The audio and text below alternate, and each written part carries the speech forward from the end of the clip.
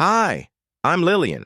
I had just started my adult life when this whole story started. Fresh out of college, landed my first real job in marketing, and finally moved into my own apartment.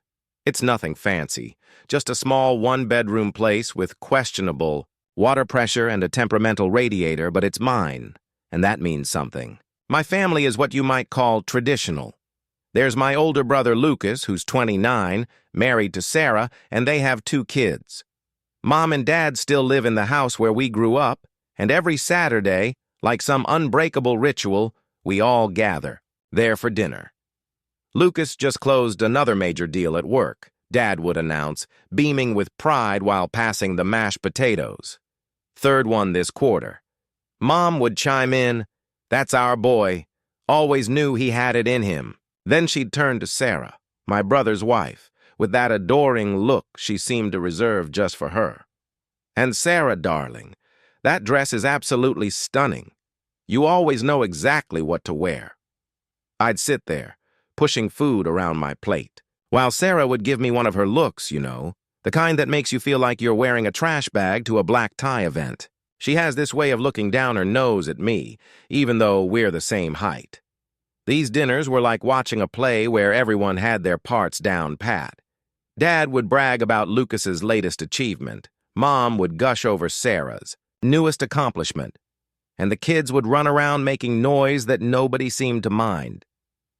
Meanwhile, I'd sit there, feeling more like a prop than a person. "Sarah's organizing another charity gala," Mom announced at one of these dinners. Pride, dripping from every word. She's become such a pillar of the community. Like the daughter I never had. I nearly choked on my wine at that one. The daughter she never had? I was sitting right there. But somehow, I might as well have been invisible. Sarah shot me another, one of her condescending looks, probably noticing how my mascara wasn't designer brand or whatever else she found lacking about me that day. It was during one of these typical Saturday dinners that everything changed. The roast was done, the kids were actually sitting still for once, and the usual chorus of Lucas's praises had just died down. That's when Mom and Dad exchanged one of those looks. The kind parents give each other when they're about to make some big announcement. "We have something important to tell you all," Dad said, clearing his throat. He looked at Mom, who nodded encouragingly. "Your father and I have been thinking," Mom began, smoothing her napkin in that nervous way she has. "We've finally made our will." My fork froze halfway to my mouth. Sarah straightened in her chair, and Lucas stopped mid-sip of his water. "We've decided," Dad continued, his voice firm and decisive, "to leave everything to Lucas, the house, the cottage up at the lake, all our savings." I sat there staring at my half-eaten dinner, while my brain tried to process what I'd just heard. Everything. They were leaving everything to Lucas. "We've given this a lot of thought," Mom continued, her voice taking on that practical tone she uses when she thinks she's being perfectly reasonable. "Lucas has 2 children to think about. They need a stable foundation for their future." I found my voice somewhere between the shock and the hurt. "And what about my future?" The words came out quieter than I intended, but they still seemed to echo around the dining room. "I'll have my own family too, I'll have children someday." Mom's face did that thing it does when she thinks I'm being difficult.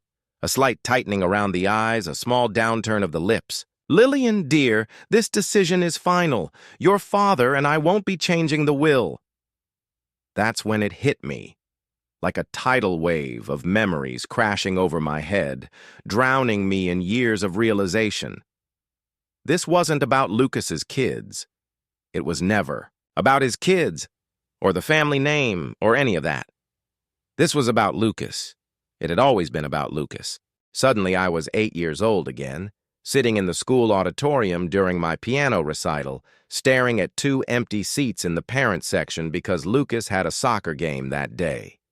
I was 12, proudly holding up my straight-A report card at the dinner table while Mom and Dad fawned over Lucas's B+ in chemistry because he'd tried so hard. I was 15, crying in my room after my first breakup. while Mom was downstairs helping Lucas pick out the perfect corsage for his girlfriend. 16, winning the school's writing competition, but nobody came to the ceremony because Lucas had a college. Graduation that day. 18, giving my valedictorian speech to an audience where my parents arrived late and left early because Lucas needed help moving into his new apartment. All those moments started connecting like dots, forming a picture I'd never wanted to see. "You've always loved him more than me," I said, the words tumbling out before I could stop them. The table went silent. Even the kids stopped fidgeting with their desserts. "This isn't about his children or his future. This is about you picking your favorite child." Again. Mom's face went pale. "Lillian, that's ridiculous. We love both our children equally." "When?" I demanded. "When have you ever shown that? Name one time you chose me over him." The silence that followed was deafening. Mom and Dad exchanged glances, probably trying to come up with examples, but I knew they couldn't. There weren't any. "I'm done," I said, pushing my chair back from the table. "I'm done pretending we're this perfect family where everyone is loved equally. I'm done trying to earn the attention you've always given him freely. I'm done with all of it. Don't expect me to come to any more family dinners. Don't expect me to keep playing this role of the grateful second-best child. You're being selfish, Lillian," Mom snapped, her face flushing with anger. "And mercenary, is that all you care about?" "Money." "This isn't about money," I said, my voice shaking with emotion. "This is about respect. You've made it crystal clear that you don't consider me your daughter. And you expect me to keep showing up with a smile, pretending everything's fine." Lucas sat there in uncomfortable silence, staring at his plate like it held all the answers to this mess. But of course, Sarah couldn't keep quiet. "You're being ridiculous, Lillian," she said in that condescending tone I'd grown to hate. "Everything about this is perfectly fair. You're just being moody and arrogant, as usual, always making everything about yourself." Something inside me snapped. All those years of taking her subtle jabs, her superior smirks, her backhanded compliments, I was done. I turned to her, feeling a strange calm wash over me. "You know what, Sarah? Stay out of this. You're not even really family. You're just someone who married in and thinks that gives you the right to judge everyone else. This is between me and my parents." The dining room went dead silent. Sarah's face crumpled, and right on cue, the waterworks started. She buried her face in her hands, shoulders shaking with sobs that sounded about as genuine as her designer knockoff handbags. "How dare you speak to Sarah that way?" Mom exploded, jumping to her feet. "She's been nothing but kind to you." Dad's face had turned that dangerous shade of red I remembered from childhood punishments. "Get out," he growled. "Get out of this house right now." "Gladly," I said, standing up. "Don't worry, it'll be the last time you have to throw me out. I won't be coming back." I walked out of that house without looking back. The sound of the door closing behind me felt like the period at the end of a very long sentence. That was the last time I saw any of them. 2 years passed in what felt like a blink. I met James at a coffee shop. He was the guy who accidentally took my oat milk latte, and we ended up talking for hours. He was different from anyone I'd ever known. He actually listened when I talked, really listened. When we got married, it was exactly the wedding I wanted. Small, intimate, filled with James's wonderful family and our closest friends. No drama, no tension, no having to pretend. James's mom helped me pick out my dress, and his sister was my maid of honor. It felt more like family than anything I'd experienced in years. I didn't send invitations to my parents or Lucas and Sarah. Some of our relatives tried to convince me otherwise, telling me I'd regret it, that it was my wedding day after all. But I knew I'd made the right choice when I walked down the aisle and saw nothing but genuine smiles and happy tears. A year after the wedding, we were blessed with twins, a boy and a girl. The pregnancy wasn't easy, but James was there for Every moment, every craving, every midnight panic about whether we'd be good parents. When the babies arrived, we made the decision together that I'd stay home with them. My marketing career could wait. These precious early years couldn't. My twins were growing fast, turning our quiet house into a playground filled with laughter and the pitter-patter of little feet. Life had fallen into a comfortable rhythm: play dates, preschool drop-offs, afternoon naps, and bedtime stories. I'd managed to create my own little bubble, carefully curated to keep the past where it belonged. I stayed in touch with a few relatives, the ones who understood my boundaries and respected them. Aunt Marie would come over for Sunday brunches. Uncle Pete would visit during holidays. They never pushed me about my parents or Lucas, and I never asked. When there were family gatherings, weddings, anniversaries, reunions, I'd politely decline if I knew my parents would be there. Sometimes I'd host small get-togethers at our house instead, where I could control who walked through my door. It wasn't perfect, but it worked. That Tuesday started like any other. I was in the kitchen, cleaning up after breakfast, while the kids were in the living room working on their latest masterpieces with crayons. The doorbell rang, and I assumed it was the Amazon delivery I'd been expecting. Instead, I opened the door to find my parents standing there. "Lillian," Mom said, her voice wavering, "we've missed you so much." I gripped the door frame, my knuckles turning white. Someone must have given them my address, probably Cousin Rachel. She'd been hinting at family reconciliation during her last visit. "We want to see our grandchildren," Dad added, trying to peek past me into the house.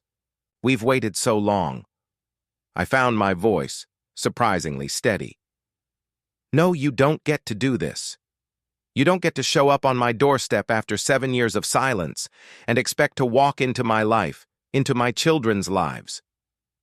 They exchanged a look, that same look they'd shared at that last dinner 5 years ago. Something was off, I could feel it. "Why are you really here?" I asked, crossing my arms. "Why now, after all this time?" They hesitated. Mom opened her mouth, then closed it again. Dad shifted uncomfortably on his feet, looking everywhere but at me. Finally, Dad cleared his throat. Something's happened. "Lillian, the truth came out about Sarah. She's been unfaithful to Lucas. For years, apparently." Mom's tears were flowing freely now. "Lucas found her with someone else. He had the children tested, Lillian. The DNA results." She choked back a sob. "Neither of them are his." The world seemed to tilt sideways for a moment. I remembered those kids, the ones my parents had doted on, the ones who'd been used as proof of Lucas's superiority, the ones who'd been part of the reason I'd been written out of the will, the perfect grandchildren who weren't actually related to us at all. Mom wasn't finished. "There's more," she said, her voice barely above a whisper. "Lucas got tested himself, and she looked at Dad for support. He's infertile, Lillian. He can never have children of his own." I stood there in my doorway, trying to process this information, while the sounds of my own children playing drifted from the living room. The irony wasn't lost on me. The golden child, the son who could do no wrong, would never have biological children of his own. "Those children," Dad said, his voice hardening, "they're not our grandchildren. Never were. They're just strangers. But your twins, they're our true grandchildren. Our real blood. They're our only chance now at having proper grandchildren." I felt physically sick. For 10 years, these people had been grandparents to those kids. They'd attended every birthday party, bought every Christmas present, plastered their social media with proud photos, and now they were just erasing them, like they never existed? "Do you even hear yourselves?" My voice came out sharp, cutting. "Those children love you. They call you Grandma and Grandpa. They didn't do anything wrong. How can you just stop loving them because of a DNA test?" "But they're not family," Mom repeated, as if that explained everything. "Your children, though. They're our real family. I stepped back out of her reach. Get out. Get out of my house, and don't come back. My children don't need grandparents who can turn their love on and off like a faucet. You can't do this to us, Dad started, but I cut him off. Watch me.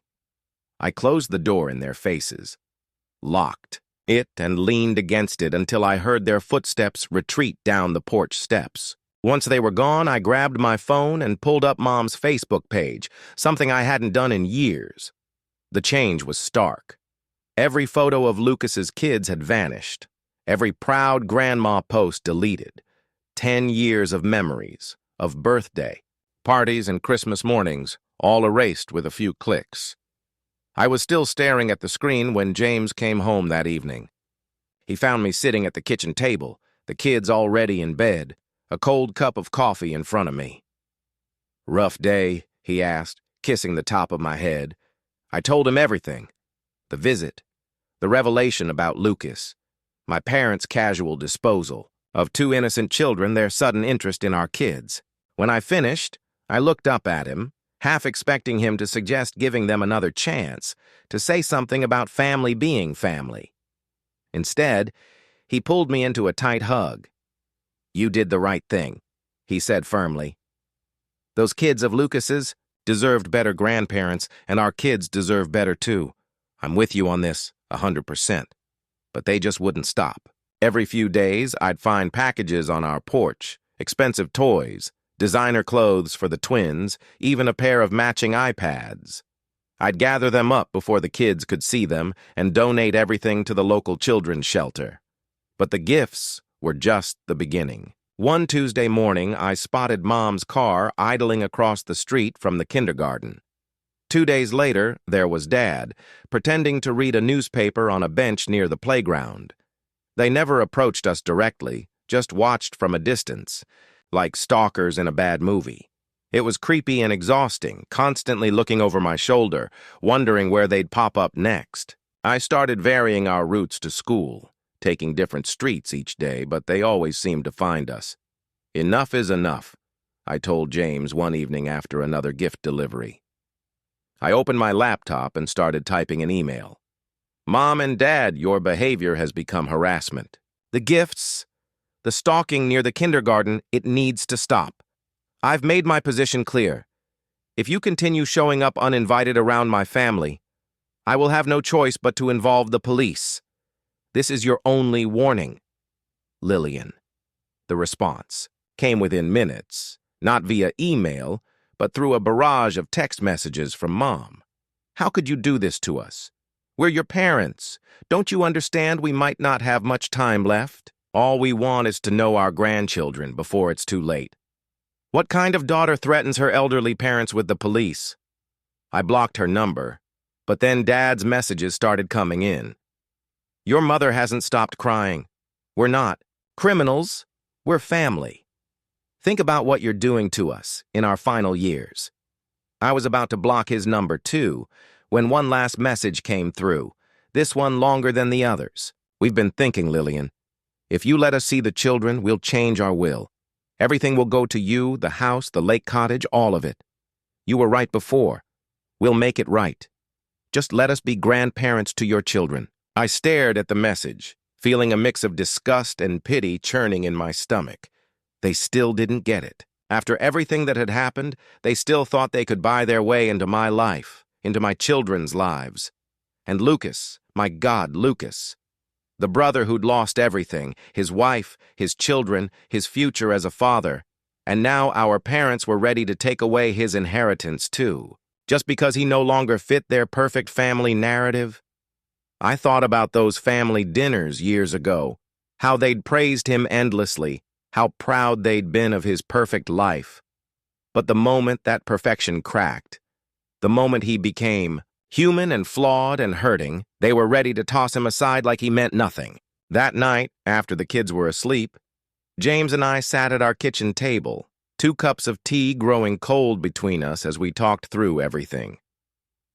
"It's not just about the will," I said, running my finger around the rim of my mug.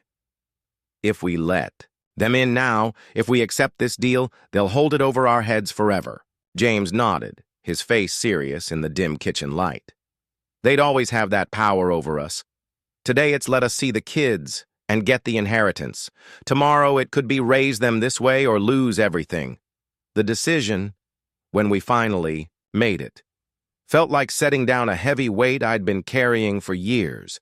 I blocked their numbers on my phone, blocked their emails, unfriended and blocked them on every social media platform. For a while, they tried to find ways around the blockade. Letters started showing up in our mailbox. Once, Mom even tried to reach me through my work email. But eventually, like a storm running out of rain, their attempts gradually tapered off into silence. Life went on. The twins started school. James got a promotion. I started freelancing from home during nap times. We were happy, truly happy, in our quiet, drama-free bubble. Then, on a random Tuesday morning, my phone rang with an unknown number. Lillian, the voice on the other end, was hesitant, familiar yet strange. "It's Lucas. Can we meet somewhere? Maybe grab a coffee?" We agreed to meet at a small cafe downtown. Walking in, I almost didn't recognize him. The perfectly polished brother from my memories was gone, replaced by someone who looked human, tired, real. We sat in silence for a moment, both cradling our coffee cups like shields. "I'm sorry," he finally said, the words tumbling out in a rush. "For everything. For how they always favored me. For not standing up for you. For being part of the problem for so long." I stayed quiet, letting him talk. "I'm not talking to them anymore either," he continued, staring into his coffee. "I cut them off after I found out they wanted to rewrite the will and disinherit me. It's not even about the money.